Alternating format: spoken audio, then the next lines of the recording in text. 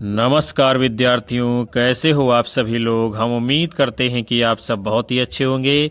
एक बार पुनः आप लोग आ चुके हो दीपक लक्ष्य यूट्यूब चैनल की क्लासेज में। हम आप सभी लोगों का हार्दिक स्वागत, वंदन और अभिनंदन करते हैं। आज हम आप सभी के मध्य में लेकर के आए हैं भारतीय काव्य शास्त्र को, जिसमें हम लोग काव्य के लक्षण, काव्य प्रयोजन इत्यादि को बारीकी से समझेंगे। तो आप सभी लोग एक बार सेशन को लाइक, कमेंट कर शेयर कर दीजिए। हमारे चैनल के ऊपर पहली बार आए हो तो सब्सक्राइब कर लीजिए, बेल आइकन दबाइए, जिससे आने वाली कक्षाओं का नोटिफिकेशन आप लोगों तक पहुंचता रहेगा। तो चलिए हम लोग बगैर किसी इंतज़ार के शुरुआत करेंगे आज के महत्वपूर्ण सत्र के साथ में। सबसे पहले क्या है, काव्य की परिभाषा जो है वही है आपका काव्य का लक्षण। और संस्कृत के साथ पाश्चात्य काव्य शास्त्र और हिंदी में भी काव्य लक्षण का उल्लेख किया गया है। तो सबसे पहले हम लोग जो है संस्कृत के काव्य लक्षणों को देखेंगे। भरत मुनि जी क्या कहते हैं, अर्थक्रियोपेतम काव्यम। और आचार्य भामह जी क्या कहते हैं, शब्दार्थो सहितो काव्यम गद्य पद्यम च तद्विधा। आचार्य दंडी जी क्या कहते हैं, शरीरम तावदिष्टार्थ विवक्षिन्ना पदावली। आचार्य वामन जी क्या कहते हैं, काव्य शब्दो अयम गुणालंकार संस्कृतयो शब्दार्थयो वर्तते। और आचार्य रुद्रट जी क्या कहते हैं, ननु शब्दार्थो काव्यम। आगे बढ़ते हैं हम सभी लोग। फिर आचार्य आनंद वर्धन जी का काव्य लक्षण है, शब्दार्थ शरीरम तावत काव्यम। आचार्य कुंतक जी का लक्षण है, शब्दार्थो सहितो वक्र कवि व्यापार शालिनी बंधे व्यवस्थितो काव्यम तद्विद आह्लादकारिणी। आचार्य भोजराज का काव्य लक्षण है, निर्दोष गुणवत् काव्यम अलंकारय अलंकृतम रसान्वितम कवि कुर्वन् कीर्ति प्रीतिम च विन्दति। आचार्य मम्मट का काव्य लक्षण है, तददोषो शब्दार्थो सगुणावन अलंकृति पुनः क्वापि। क्षेमेंद्र जी क्या कहते हैं, काव्यम विशिष्ट शब्दार्थ साहित्य सद अलंकृति। आगे हम लोग बढ़ते हैं। फिर उसके बाद में हेमचंद्र जी का काव्य लक्षण है, अदोषो सगुणों सा अलंकारो च शब्दार्थो काव्यम। जयदेव जी क्या कहते हैं, निर्दोषा लक्षणवती सरीत गुणभूषणा सालंकार रसानेक वृत्तिर्वाक काव्य नाम वाक। आचार्य विश्वनाथ जी का काव्य लक्षण है, वाक्यम रसात्मकम काव्यम। विद्याधर जी का काव्य लक्षण है, शब्दार्थ व पुरस्य शब्दार्थ पुस्तकाक्त काव्यम। फिर जगन्नाथ जी का काव्य लक्षण है, रमणीयार्थ प्रतिपादकः शब्दः काव्यम। तो ये प्रमुख जो है संस्कृत के आचार्यों के द्वारा दिए गए काव्य के लक्षणों को आप सभी लोगों ने जाना। और इन सभी काव्य लक्षणों से एक प्रश्न आपकी परीक्षा में जरूर बनता है, काव्य लक्षण पूछा जाता है।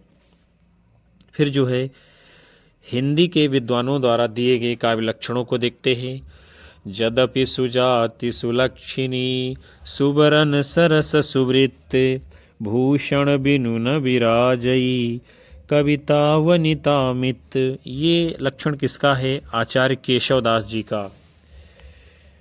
फिर जो है चिंतामणि जी का काव्य लक्षण है, सगुन अलंकारन सहित दोष रहित जो होए शब्द अर्थ वारो कवित विबुध कहत सब कोई। आगे बढ़ते हैं हम लोग।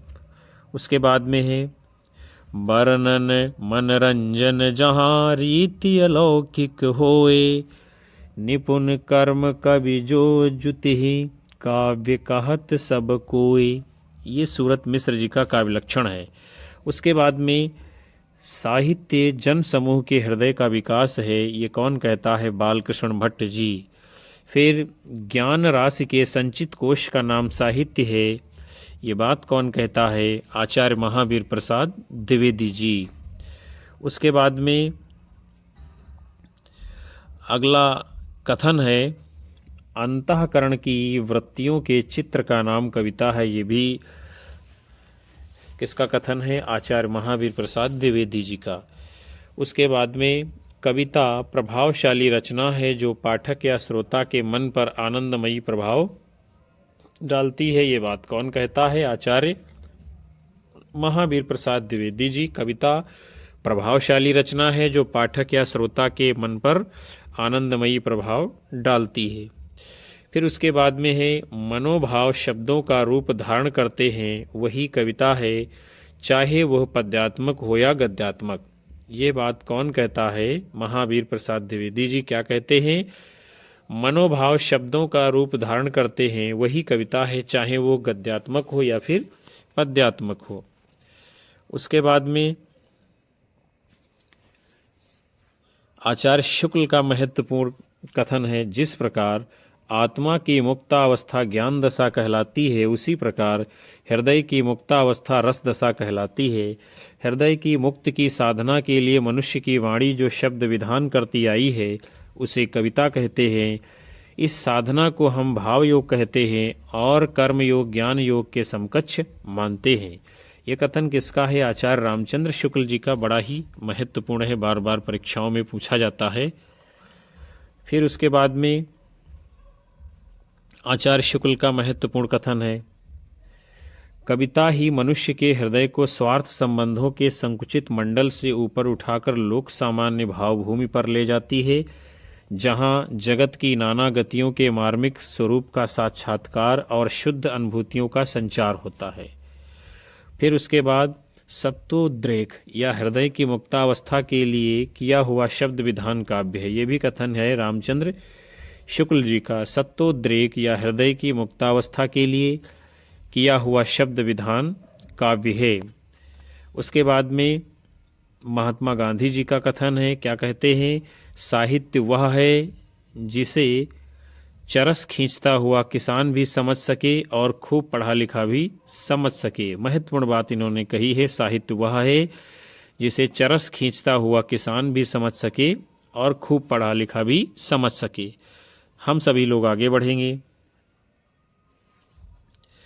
उसके बाद में मुंशी प्रेमचंद जी के कथन को देखते हैं। क्या कहते हैं?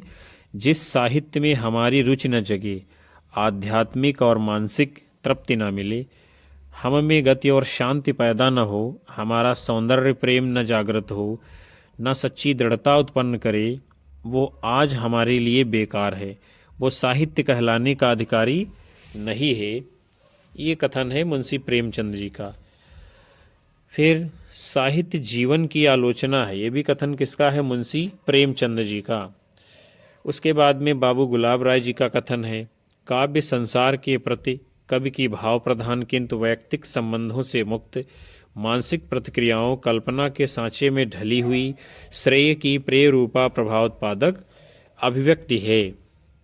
ये महत्वपूर्ण कथन किसका है? बाबू गुलाब राय जी का। काव्य संसार के प्रति कवि की भाव प्रधान किंतु वैयक्तिक संबंधों से मुक्त मानसिक प्रतिक्रियाओं कल्पना के सांचे में ढली हुई श्रेय और प्रेय रूपा प्रभावोत्पादक अभिव्यक्ति है। उसके बाद में अगला कथन है जयशंकर प्रसाद जी का। काव्य आत्मा की संकल्पनात्मक अनुभूति है जिसका संबंध विश्लेषण या विज्ञान से नहीं है। कविता हमारे परिपूर्ण क्षणों की वाणी है। ये बात कौन कहता है? सुमित्रानंदन पंत जी। फिर महादेवी वर्मा जी का कथन है, कविता कवि विशेष की भावनाओं का चित्रण है। वह चित्रण इतना ठीक है कि उसके जैसी ही भावनाएं दूसरे के हृदय में आविर्भूत हो जाती हैं। यानी क्या कहती है महादेवी वर्मा जी? कविता कवि विशेष की भावनाओं का चित्रण है। फिर महादेवी वर्मा जी का कथन है, कांटा चुभा कर उसकी पीड़ा की अनुभूति तो संसार करता है, पर कवि बिना कांटा चुभाए उसकी पीड़ा की अनुभूति करा देता है। हम सभी लोग आगे बढ़ते हैं। फिर अगला कथन है नंद दुलारी वाजपेयी जी का, काव्य तो प्रकृत मानव अनुभूतियों का नैसर्गिक कल्पना के सहारे ऐसा सौंदर्यमय चित्रण है जो मनुष्य में स्वभावतः अपने अनुरूप भावोच्छ्वास और सौंदर्य संवेदन उत्पन्न करता है। इसी सौंदर्य संवेदन को भारतीय पारिभाषिक शब्दावली में रस कहते हैं। उसके बाद में अगला कथन है डॉक्टर नगेंद्र जी का, क्या कहते हैं, रसात्मक शब्दार्थ काव्य है, उसकी छंदोमयी विशिष्ट विधा आधुनिक अर्थ में कविता है। क्या कहते हैं, रसात्मक शब्दार्थ काव्य है, उसकी छंदोमयी विशिष्ट विधा आधुनिक अर्थ में कविता है। अगला कथन डॉक्टर नगेंद्र जी का है, काव्य आत्मा व्यक्ति है। क्या है, काव्य आत्मा व्यक्ति है। अगला जो है अज्ञेय जी कहते हैं, कविता सबसे पहले और अंत में शब्द है। क्या कहते हैं, कविता सबसे पहले और अंत में शब्द है। फिर जो है धूमिल जी कहते हैं, कविता भाषा में आदमी होने की तमीज है। कविता भाषा में आदमी होने की तमीज है। अब हम लोग जो है पाश्चात्य काव्य लक्षणों को देखते हैं। जॉन ड्राइडन जी क्या कहते हैं, poetry is an imitation of nature of pathetic and numerous speech, यानी कविता रागात्मक और छंदोबद्ध भाषा के माध्यम से प्रकृति का अनुकरण है। ड्राइडन जी क्या कहते हैं, कविता रागात्मक और छंदोबद्ध भाषा के माध्यम से प्रकृति का अनुकरण है। वर्ड्सवर्थ जी क्या कहते हैं, poetry is the spontaneous overflow of powerful feelings, यानी कविता हमारे प्रबल भावों का सहज उच्छलन है। उसके बाद में कॉलरिज महोदय की परिभाषा है, कहते हैं poetry is the best words in best order, यानी कविता सर्वोत्तम शब्दों का सर्वोत्तम क्रम है। ये कॉलरिज जी कहते हैं बात।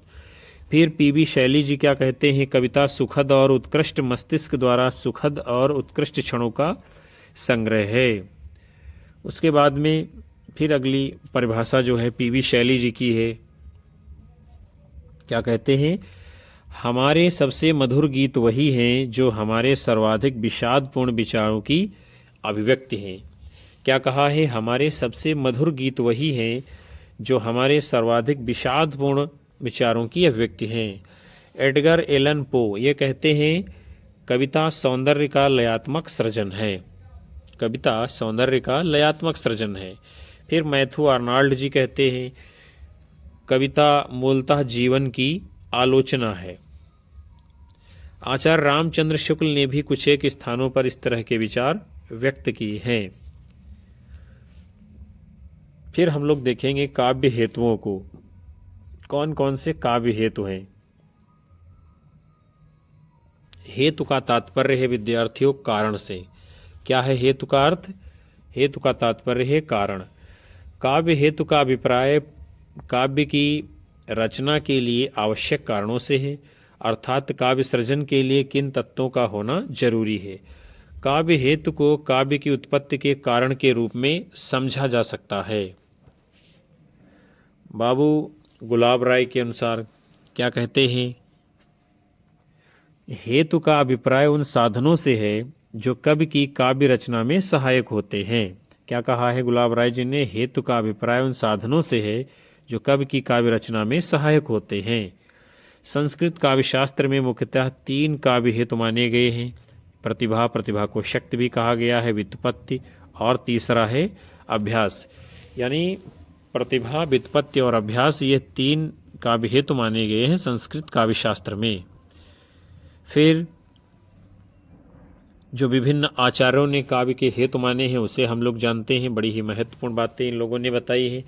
जैसे भामह जी ने प्रतिभा को काव्य हेतु माना है, दंडी जी ने प्रतिभा, शास्त्र ज्ञान और अभ्यास को काव्य हेतु माना है, यानी 3 काव्य हेतु माने हैं दंडी जी ने।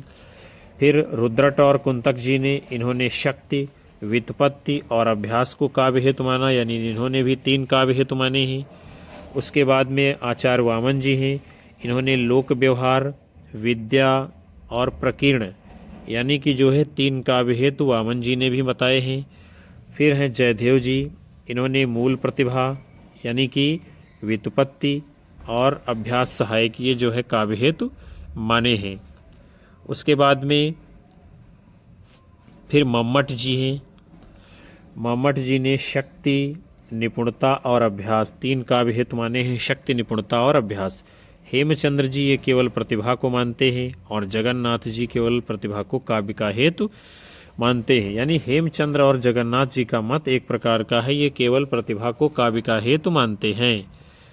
उसके बाद में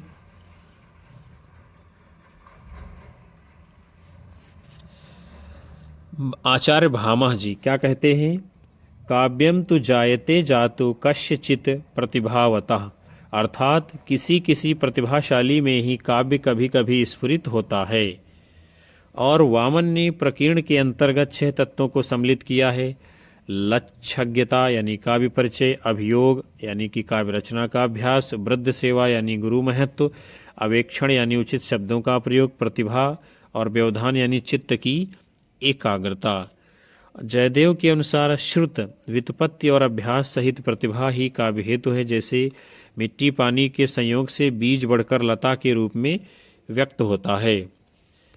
फिर उसके बाद में आचार्य जगन्नाथ जी का मत है, तस्य च कारणम कविगता केवलाम प्रतिभा। क्या है? तस्य च कारणम कविगता केवलाम प्रतिभा, कवि में रहने वाली प्रतिभा ही केवल काव्य का कारण है। उसके बाद में आचार्य मम्मट का मत है, शक्तिर्निपुणता लोकशास्त्र काव्याद्यवेक्षणात् काव्यज्ञ शिक्षाभ्यास इति हेतुस्तद उद्भवे। यानी कि शक्ति लोकशास्त्र और काव्य आदि के अवेक्षण द्वारा अर्जित निपुणता और व्युत्पत्ति और काव्यज्ञों से प्राप्त शिक्षा के द्वारा अभ्यास ही काव्य हेतु है। आचार्य वाग्भट्ट जी का मत है, प्रसन्न पदनव्यार्थ युक्त उद्बोध विधायिनी स्फुरंती सत्कवेर बुद्धि प्रतिभा सर्वतोमुखी। उसके बाद में हम लोग जानते हैं प्रतिभा के विषय में। प्रतिभा अथवा शक्ति को सर्वाधिक महत्व दिया गया है। इसके विषय में विभिन्न आचार्यों के मत आए हैं। जैसे कि भट्टतौत जी क्या कहते हैं, प्रज्ञा नव नवो उन्मेषशालिनी प्रतिभा मता, अर्थात अर्थ या वर्ण विषय को नए नए रूप में प्रकट करने वाली प्रज्ञा प्रतिभा है। अभिनव गुप्त जी क्या कहते हैं, प्रतिभा अपूर्वस्तु निर्माण क्षमा प्रज्ञा, अर्थात अपूर्व वस्तु के निर्माण में सक्षम प्रज्ञा प्रतिभा है। फिर जो है कुंतक जी का मत है। कुंतक जी क्या कहते हैं, प्राक्तन अद्यतन संस्कार परिपाक प्रौढ़ा प्रतिभा काचिदेव कवि शक्ति है, अर्थात पूर्व एवं वर्तमान जन्म के संस्कारों से मिली कवित्व शक्ति प्रतिभा है। आचार्य मम्मट जी कहते हैं, शक्ति कवित्व बीज रूपः संस्कार विशेषः। क्या कहा है? शक्ति कवित्व बीज रूपः संस्कार विशेषः, अर्थात शक्ति अर्थात प्रतिभा कवित्व बीज रूप विशिष्ट संस्कार है, अर्थात कवित्व के लिए बीज की तरह मूल रूप से उत्तरदायी शक्ति ही है। उसके बाद में जगन्नाथ जी का मत है, सा प्रतिभा काव्य घटना अनुकूल शब्दों उपस्थिति। क्या कहा है जगन्नाथ जी ने? सा प्रतिभा काव्य घटना अनुकूल शब्दों उपस्थिति, अर्थात काव्य रचना के अनुकूल शब्दार्थों की उपस्थिति ही प्रतिभा है। आचार्य रामचंद्र शुक्ल ने प्रतिभा को अंतःकरण की उद्भावित प्रक्रिया के रूप में व्याख्यायित किया है। क्या कहा? अंतःकरण की उद्भावित क्रिया, शुक्ल जी ने। फिर विभिन्न आचार्यों ने प्रतिभा के भेद किए हैं। जैसे रुद्रट ने प्रतिभा के 2 भेद किए हैं, सहजा और उत्पाद्या। सहजा पूर्व जन्म के संस्कारों से प्राप्त प्रतिभा है तथा उत्पाद्या का तात्पर्य है इस जन्म में अर्जित प्रतिभा से। फिर उसके बाद में राजशेखर जी हैं। राजशेखर ये भी प्रतिभा के 2 भेद मानते हैं, कारित्री भावित्री। कारित्री का संबंध कवि से है, भावित्री का संबंध सहृदय पाठक से है। फिर हेमचंद्र जी ये भी प्रतिभा के 2 भेद मानते हैं, सहजा और औषधिकी। यह रुद्रट द्वारा किए गए भेद का ही रूप है। सहजा ये जन्म से होती है और औषधिकी का संबंध श्रम से है, यानी परिश्रम करके बाद में प्राप्त किया जाता है। उसके बाद में है व्युत्पत्ति। विभिन्न काव्यों और शास्त्रों और लोक व्यवहार से प्राप्त किए गए ज्ञान को व्युत्पत्ति कहते हैं। इसका अर्थ बहुज्ञता से भी लिया गया है। राजशेखर के अनुसार उचित अनुचित विवेको व्युत्पत्ति है, अर्थात उचित अनुचित का विवेक ही व्युत्पत्ति है।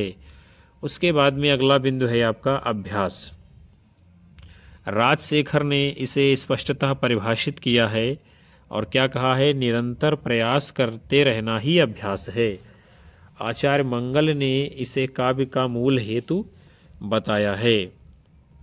फिर पाश्चात्य काव्य हेतु क्या हैं, क्या बताए गए हैं, जैसे कि अरस्तु और होरेस ये काव्य का हेतु क्या मानते हैं, अनुकरण मानते हैं। कांट, हीगेल ये लोग सौंदर्य प्रेम, आत्म प्रदर्शन और अनुकरण को काव्य का हेतु माना है। फ्रायड अभुक्त काम की प्रेरणा को काव्य का हेतु माना है। एडलर मानव की चिरंतन हीनता ग्रंथ के निराकरण की प्रवृत्ति और अहम की स्थापना है। और युंग महोदय जीवन इच्छा को काव्य का हेतु स्वीकार किया है। तो प्रिय विद्यार्थियों, आज के इस खूबसूरत सेशन को हम यहीं पर समाप्त करेंगे, जो कि भारतीय एवं पाश्चात्य काव्य शास्त्र के ऊपर आधारित था, जिसके अंतर्गत आप सभी लोगों ने काव्य के लक्षण और काव्य के हेतुओं के ऊपर विशद रूप से ज्ञान अर्जित किया। हम उम्मीद करते हैं कि ये सत्र आप सभी लोगों को पसंद आया होगा और आप सभी लोगों के लिए ज्ञानवर्धक सिद्ध होगा, आपकी आने वाली परीक्षाओं में महत्वपूर्ण भूमिका निभाएगा। कक्षा को लाइक करिए, अपने साथी मित्रों में शेयर करिए और साथ ही साथ अपने साथी मित्रों को हमारे चैनल से जोड़ने को बिल्कुल भी मत भूलिएगा। आपका प्यार मिलता रहेगा, हमें ऊर्जा मिलती रहेगी और हम आप सभी लोगों को लगातार कक्षाएं दे पाएंगे। और अपनी राय कमेंट बॉक्स में ज़रूर दर्ज करें, आपको किस प्रकार की कक्षाएं किन विषयों के ऊपर चाहिए, जिससे हम और अधिक ऊर्जा के साथ में आपके समक्ष अगली कक्षा में प्रस्तुत हो सके। उन सभी साथियों का, विद्यार्थियों का हार्दिक धन्यवाद जो अंत तक कक्षा को वॉच करते हैं। हम आप सभी लोगों को मिलेंगे पुनः से अगली कक्षा में एक नई ऊर्जा के साथ। तब तक के लिए आप सभी लोगों को नमस्कार, जय हिंद, वंदे मातरम, बाय बाय, शुभ रात्रि विद्यार्थियों।